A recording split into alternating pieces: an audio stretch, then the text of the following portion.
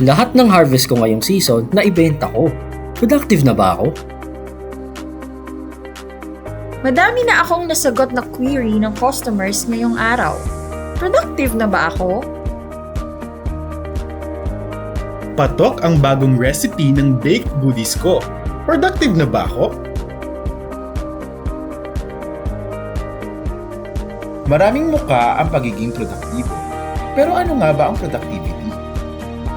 Technically, ang productivity ay tumutukoy sa dalawang dimensyon ng paggawa.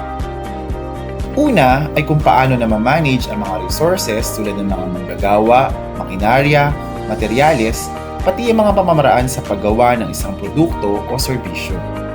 Kung na-manage ng mahusay ang mga resources na ito, ikaw ay masasabing efficient, isang indikasyon na ikaw ay produktibo.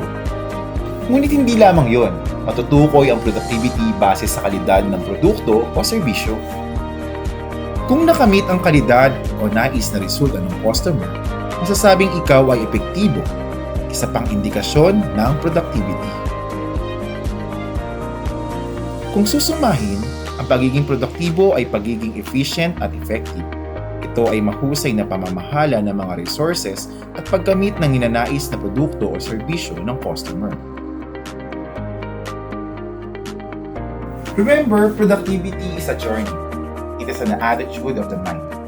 Ayon sa European Productivity Agency, it seeks to continually improve what already exists. It is based on the belief that one can do things better today than yesterday, and tomorrow better than today. Kapag produktibo, mapapanatili na manggagawa ang kanyang trabaho. Papaguhusay niya ang kanyang kaalaman at kasanayan. Lalaki ang kanyang kita at insentibo.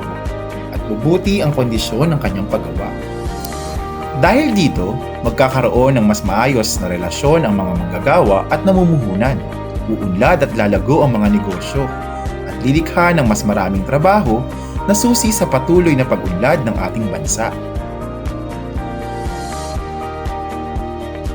Dahil pag produktibo, aasenso. Para sa karagdagang impormasyon tungkol sa productivity, bisitahin lamang ang official website at social media platforms ng National Wages and Productivity Commission.